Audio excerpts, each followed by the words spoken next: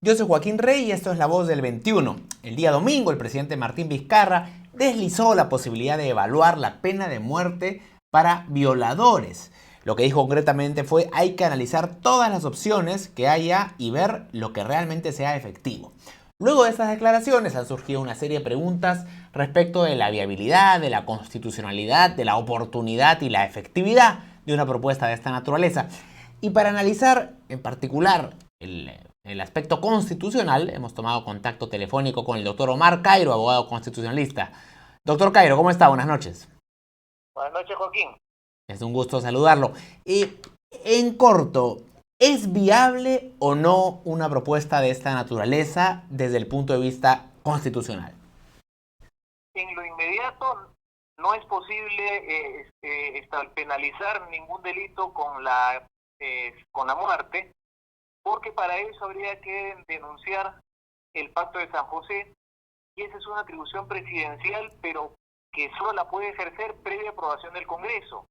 Y esa atribución se ejerce de la siguiente manera: tiene que dar un preaviso de un año, y recién después de un año, o sea, si da el preaviso en marzo de 2020, en marzo de 2021, recién el Perú va a estar en la posibilidad de implantar la pena de muerte para delitos diferentes de los que ya está previsto actualmente, que es traición a la patria en guerra exterior. Pero para eso tendrá que hacer una reforma constitucional, porque según la Constitución vigente solamente cabe la pena de muerte para terrorismo y traición a la patria. Entonces tendría que ser una reforma constitucional, y después de eso, que eso será una o dos legislaturas, después de eso tendrá que aprobar el Congreso una ley penal donde castigue con la pena de muerte a la violación de mujeres o de niños. Entonces estamos hablando de una ley que castiga con la muerte a las violaciones, que se expediría dentro de 3 años, y con el agregado siguiente: solo podrían ser castigados aquellos que delincan después de la vigencia de esa ley. Es decir, plantear eso como una solución para el problema actual es completamente desconectado de la realidad. Ahora, ha hecho usted referencia al Pacto de San José. ¿Qué dice exactamente este pacto? El Pacto de San José dice que los países que lo suscriben no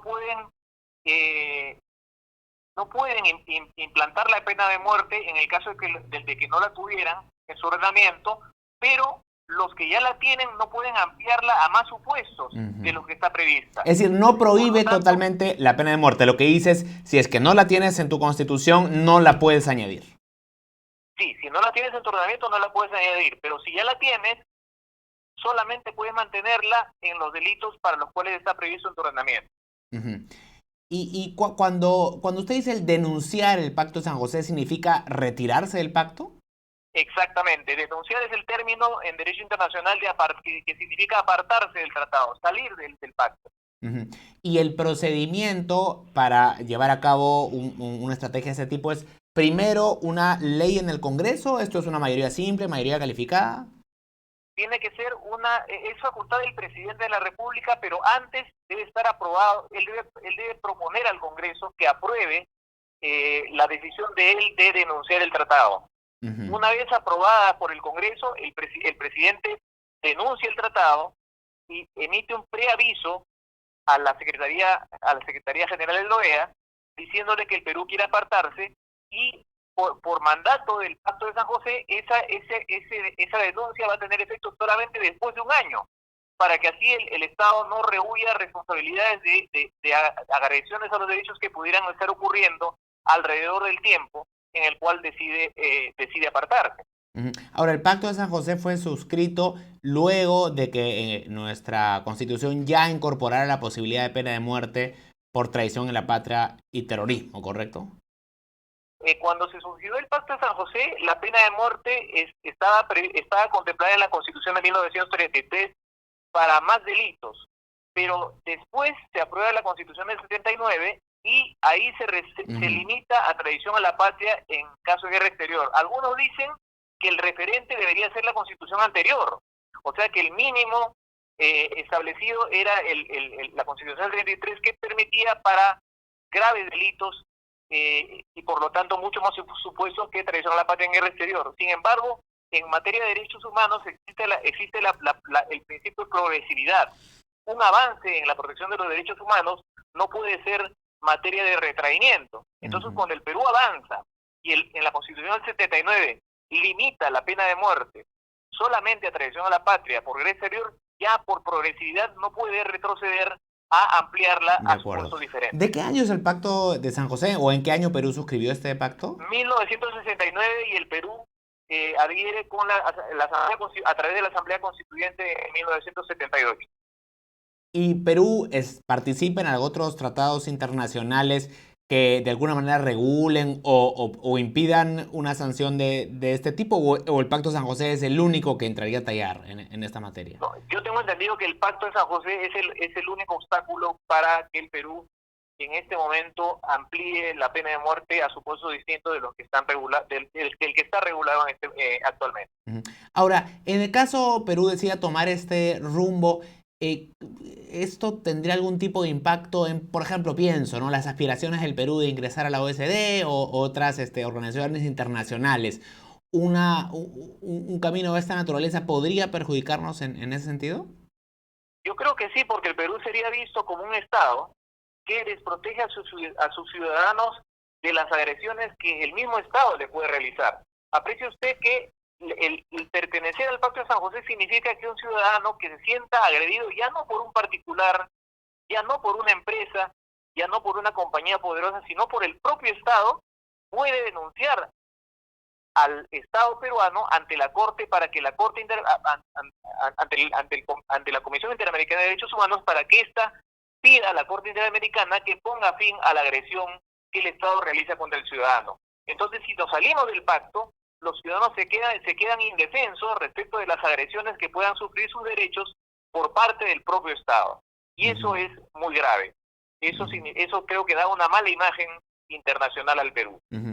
Más allá de las dimensiones constitucionales, que ciertamente son muy relevantes en este caso, ¿considera usted que una medida de esta naturaleza sería efectiva para el propósito que se plantea? No, yo creo que en realidad no, más allá de que uno crea o no en la pena de muerte, no por todo el recorrido que hay que seguir para establecerla. Recuerde usted que al comienzo mencioné que con el procedimiento que hay que hacer para aprobar una ley que penalice con la muerte a la violación de menores y de mujeres, esa ley recién podría aprobarse dentro de 2 o 3 años y serviría para castigar los delitos que ocurran después de 2 o 3 años. Es decir, no sirve para resolver un problema actual.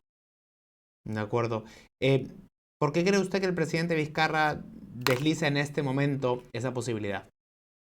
Yo creo que por descuido.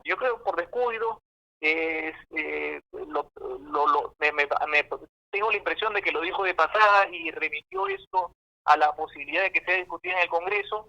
Creo que lo que puede ayudar a que esto no genere zozobra es el esclarecimiento de qué significa aprobar una ley que castigue con la pena de muerte a un delito y qué recorrido hay que hacer. En el momento en que eso se tenga claro, los congresistas verán si es su intención seguir o no ese recorrido y por lo tanto las cosas quedarán jurídicamente más ubicadas en el sitio que corresponde.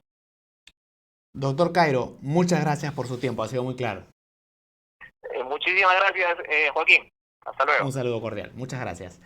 Bien, era el doctor Omar Cairo, constitucionalista, dando sus puntos de vista respecto de la constitucionalidad de implementar una propuesta como la que el presidente Vizcarra evaluó o anunció que podría evaluarse. Hay que decir que no es que el presidente haya manifestado que busca que esto sea aprobado ante su gobierno, sino que es una posibilidad que debe evaluarse, pero hemos escuchado ya por parte del doctor Omar Cairo las complejidades que reviste la implementación de una propuesta de esta naturaleza y ahí hay que sumar, por supuesto, las consideraciones sobre si es que es realmente efectiva y además, sobre todo, si es que es éticamente permisible y deseable. Este es un tema que vamos a continuar analizando mañana en la edición impresa, más detalle y más análisis a fondo sobre ese tema. Siga atento a la programación de Perú 21 Televisión. Con permiso.